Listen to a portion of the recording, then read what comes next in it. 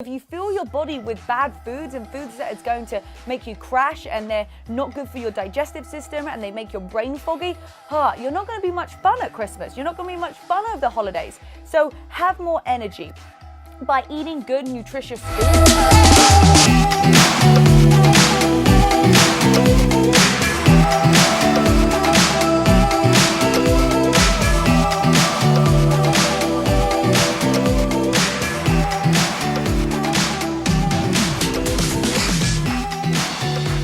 Holidays, everybody! Hope you're all having a wonderful start to December. I wanted to check in with you guys and help you with a little bit of maybe the struggles that we face when it comes into this holiday season. How to stay on shape, how to stay healthy, and how to stay positive with all the crazy stress that is going on. So this episode is going to be packed full, giving you so much value to help you through this holiday season.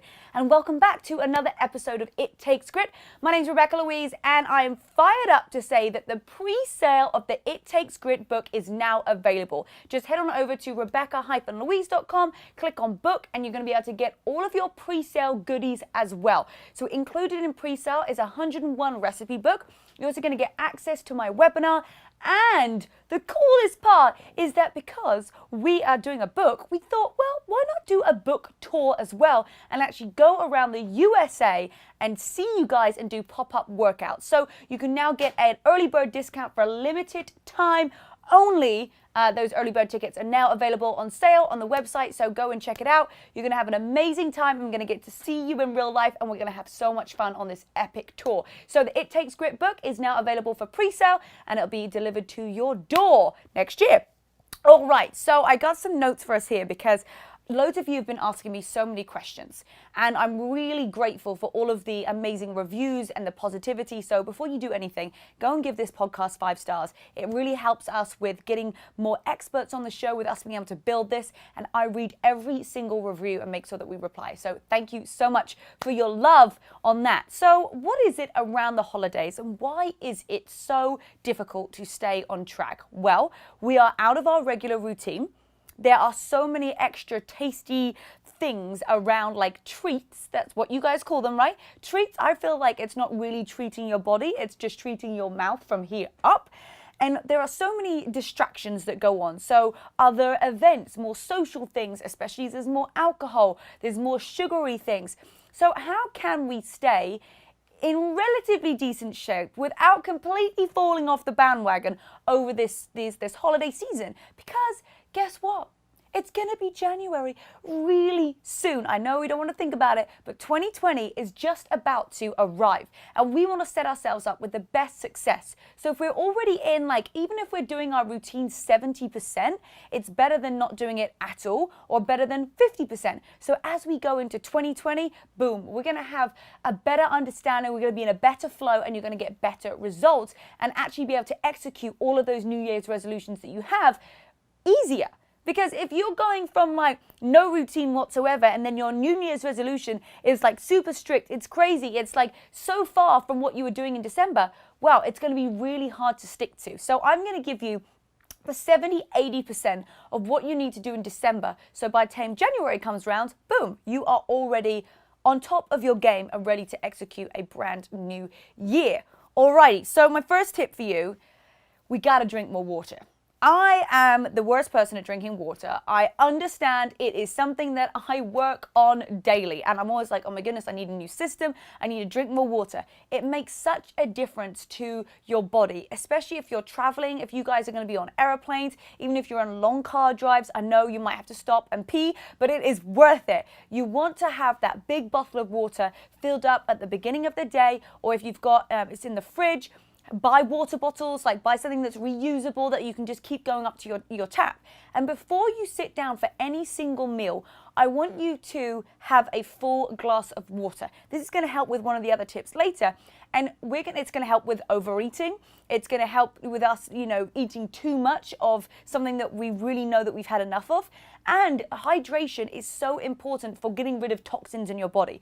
So if you're drinking alcohol and you're having sugary things, water is going to combat that as well. So I can't emphasize enough how important it is to have water like all throughout your day, lots of it, and drinking a glass of water before you have any of your meals, because that is going to signal to your body that you're more full, okay? So we want to do that. Water, start your morning with a big glass of water. Every time you're like, oh my goodness, I need to do something, think I need to do water. I need to have water, I need to keep on drinking. So stay hydrated. Right, get your workout in first. Oh, throughout the whole year, I have to do my workouts in the morning because my day gets so crazy busy and I end up just doing work instead of actually doing a workout. And then it gets the evenings are getting darker right now, so much earlier that it makes such a difference and change in how we feel. So when it's dark outside, we don't typically want to work out. And so if you've just left it the whole day and you're like, no, I'm going to work out later, the chances are that you're not going to do it. So do your workout early in the morning. I want you to do it like as soon as you wake up, when that sun comes out, let's get your workout in. Don't allow it to go past the time of, when it starts to get dark. So do your workout first. And if you're off traveling, you're going to see family, you're going to see friends, I can guarantee that by the time you get to somebody's house, the last thing that you're going to do is be like, hey, I'm just going to go and do my workout. No, you have to get it in before. Even if you're leaving early, or if you're getting an early flight, I encourage you to get that workout in before you go and do anything. All right, so go and do your workout and do it first.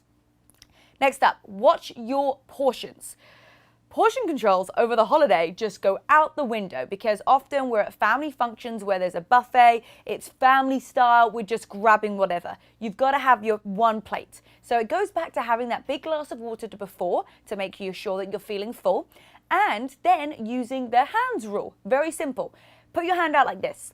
You're going to have protein. This is your protein. So what I'm doing here is I've got my palm. My palm size is going to be the protein amount that I need. I'm going to cup my hands together, and that is the size of vegetables that I want. So a nice big handful of vegetables. Now put your hand in a fist, and that's how much complex carbs that you want. So you don't have to have a scale at your family or friend's house to stay on track and actually eat the right amount of food. All you need to do is use that rule. Palm size for protein, a nice big scoop, both hands together for your vegetables, and then a fist size for the complex carbs. That wants to be on your plate. Now, if you've had a glass of water before and you've eaten the right amount of portion, have another glass of water afterwards. And that is going to stop you from overeating and getting more and going for seconds, because you don't need seconds because you never have seconds during the couple of months anyway, or the rest of the year. So you don't need to have it just on this day.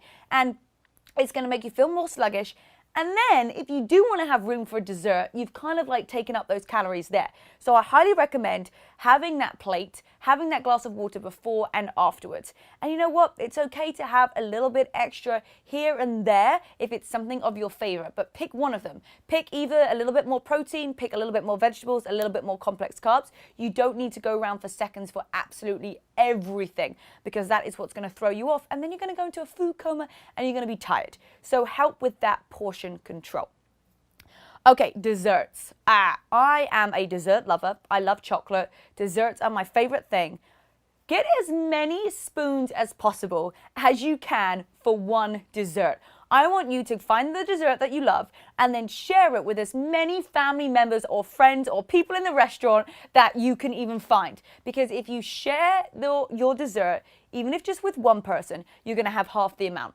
If you share it with 4 people, you're going to have a quarter of the amount. Boom. Get a dessert and share it. We don't need one dessert just for ourselves. It is going to make you go into a food coma. It's going to spike your blood sugar levels. It's going to clog up your digestive system. And at the end of the day, having just a little bit of a dessert, and maybe if you want to have a little bit like the next day, that's fine. But it's when we go and have dessert after dessert after dessert that we really add up the calories over this Christmas period. Especially if you've had like a cookie at lunch and then you're having some of, your family sweets when you get there. And I understand it's hard to just not give in to the temptations. However, the day is going to pass. That day is going to pass, and all you've got to do is get through that day, have a few things here and there, just don't overindulge. Moderation is everything. Because think how you're going to feel later. Think how you're going to feel the next day. We need so much energy over the holiday period to keep on going. So if you fill your body with bad foods and foods that it's going to make you crash and they're not good for your digestive system and they make your brain foggy, you're not going to be much fun at Christmas. You're not going to be much fun over the holidays. So have more energy. By eating good, nutritious food is actually going to have a better time anyway. You're going to be less grouchy and you're going to have more energy, and you're not going to get so stressed because of how your body is feeling with all the bad food that you're putting in. So not only is good food good for your insides, it's also going to be good for your brain, especially over this mental crazy holiday season. So with desserts, I want you to share it as many people as possible. Portion control. The booze. The booze. Now this is where those calories really start to add up. And also, alcohol is a poison in itself. So alcohol is actually going to slow down your metabolism. Yes, and you're like, what is the best alcohol to have? Well, definitely stay away from sugary cocktails because one, they give you really bad hangovers, and number two, it's full of sugar that's going to turn to fat, which is going to be so much extra calories. If you want something lean, tequila on the rocks is actually the leanest drink. So maybe like some tequila and tonic water. Needs to be some like straight alcohol is honestly the best. You know, even white wine's got sugar in it, especially champagne. A few 1-2 glasses of red wine. But every single day that you are drinking, you are slowing down your metabolism. I never have more than 2 drinks just because I know of how it makes me feel. And the next day when you go to work out, your workout is not going to be as strong as it could be because you have not actually put in, your body hasn't got the energy and the resources and the muscle to be able to execute a full workout to your maximum ability because it is still struggling from the after effects of alcohol. Alcohol is a poison.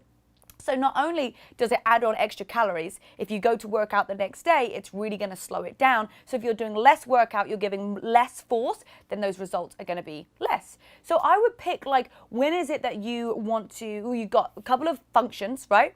Maybe there's one that you want to drink more on. Maybe you say like, this time I'm going to have 1 drink here, I'm going to have 2 drinks here, and actually add it up. So go to have all your functions that you're going to, and then count how many drinks would you typically have of each, and then you're like, oh my goodness, like that is a lot of drinks. So limit yourself. If you're going to 5 events, say, you know, I'm going to have 6 drinks. Where are those 6 drinks going to be? Are you going to have 2 here, 1 here, none here, 3 here? And if you do it that way, you know that you're not overindulging on the alcohol. You can literally say, these are my rations, these are my raffle tickets, right? So I've got 6 drinks, 7 drinks that I'm going to have over 5 events, and this is how many drinks I'm going to have at each. And then up to you to hold yourself accountable. Drinking water when you're drinking alcohol as well is going to help so much, kind of flush it all out of your system. So I highly recommend every single time that you have an alcoholic drink that you have a couple of glasses of water afterwards. And just know that alcohol really is going to slow down your metabolism. I like to say if I'm going to have a drink, I won't have a dessert. Or like if I'm going to have a dessert, I'm not going to have a drink. So it's just kind of rationing it. And maybe you want to test yourself to see if you can get through a social event without drinking. Because that is in itself, if you're used to drinking alcohol and you're used to showing up to a party and having some booze, that might be something that you want to test just to see like how it makes you feel. So there's a couple of things to help you over the holiday season. I know that temptation is there. You just have to dig really deep and know that the decisions that you are making this month are going to impact how you feel in January. So you decide today what kind of state you want your body to go in. How productive do you want to be over the holidays? Do you want to be full of energy? Do you want to be present? Do you want to be able to get up early and spend all day with your family?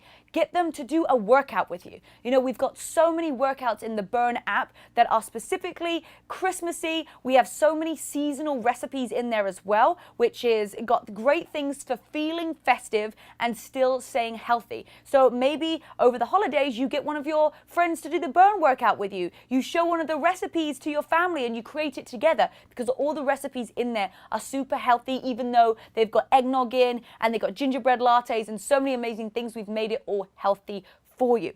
So I highly suggest that 1, getting the Burn app is going to really help you stay on track because it tells you exactly what workout to do. get your family involved with the workouts, propose one of the recipes to do, and have fun with it. You know, let it go. If you get to one point where maybe you've drunk too much or you've overeaten, like the last thing that you want to do is beat yourself up, because that's already what you've done in the past, and we can't change that. So what we can do is we can change what we're going to do moving forward. And so if you've got family functions to go to, you're seeing family, I know it's a busy time of year, you just have to dig deep and be like, how do I want to treat my body? How do I want to look after it for the end of this year, so that as I go into 2020, I'm putting myself like on the best step. So as I move into those New Year's resolutions, boom, I'm not going to be as like struck. My body isn't going to be like completely out of whack, because I've already decided that I'm at 80% of what I want my New Year's resolution to be. So don't go down to 30%, don't go down to 40%. Keep it up to about 70, 80% of what you would normally do in your normal months, doing that in December. And as we roll into January, you're gonna find it much easier to transition into those higher goals that you want for 2020. Well, of course, if you have any other questions, make sure that you just send me a DM either on the It Takes Grit podcast Instagram, or if you're watching on YouTube, you can put it in the comments. I absolutely love doing these podcasts. I hope this was some value for you. My name's Rebecca-Louise, and I can't wait to see you next week. Bye, guys. I just want to unzip my body and step out of it and throw my bodysuit away. That's what I used to feel like. I just wanted to like get out of myself.